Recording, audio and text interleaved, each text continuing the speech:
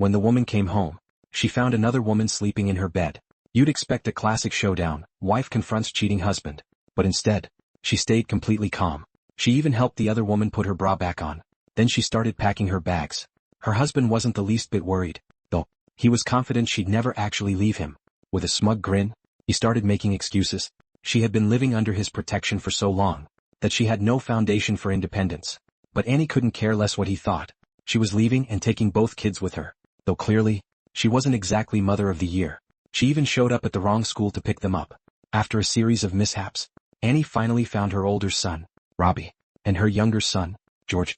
Annie let George take the wheel. As he started the car, he glanced at the rearview mirror. Annie quickly stopped him. Mirror, darling. It makes no difference what's behind you. Just like their situation now, leaving her ex meant always looking forward. Time to find the kids a new dad, and show her ex what he was missing. Annie's first stop was Boston. Since she never really paid attention to money, she went straight for a luxury hotel. But before she even walked in, she ran into an old acquaintance. This man had once pursued her, even proposed. After she turned him down, he nearly ended it all. Sure enough, he invited her to dinner. Annie dressed to the nines, and they hit it off beautifully. But after a few drinks, he started asking her for money. He got a little tipsy and made quite a scene.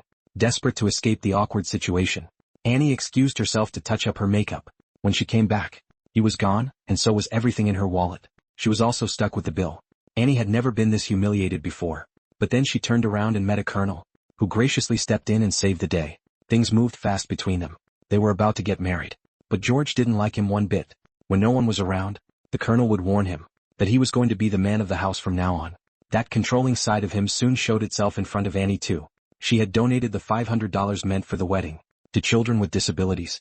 The colonel blew up and even insulted George. That was like dancing on a landmine for any mother. Things completely fell apart between them. The colonel took back every piece of jewelry he'd ever given her. And so Annie set off again in search of a new husband. They arrived at a small town in Pittsburgh and stayed in a cheap apartment. George tried to convince her to go back to Paris, back to his father. They were almost out of money. But Annie insisted on looking forward. Even if she had to sell the jewelry her grandmother left her, she would never crawl back to her ex. Annie soon met the owner of a sewing machine company. He wasn't much to look at, but his wealth could give her and the kids a comfortable life. But the moment he got in the car, he lunged at her. Annie couldn't stand being treated that way. She rejected him and was kicked out of the car on the spot. She picked herself up and reached out to another old friend. He owned a large estate. Annie thought she had this one in the bag. But then a young woman appeared out of nowhere. Still, it didn't shake Annie's confidence. After all, her old friend had invited her to a ball that evening. George warned her not to go to that man. A mother of two was clearly too old.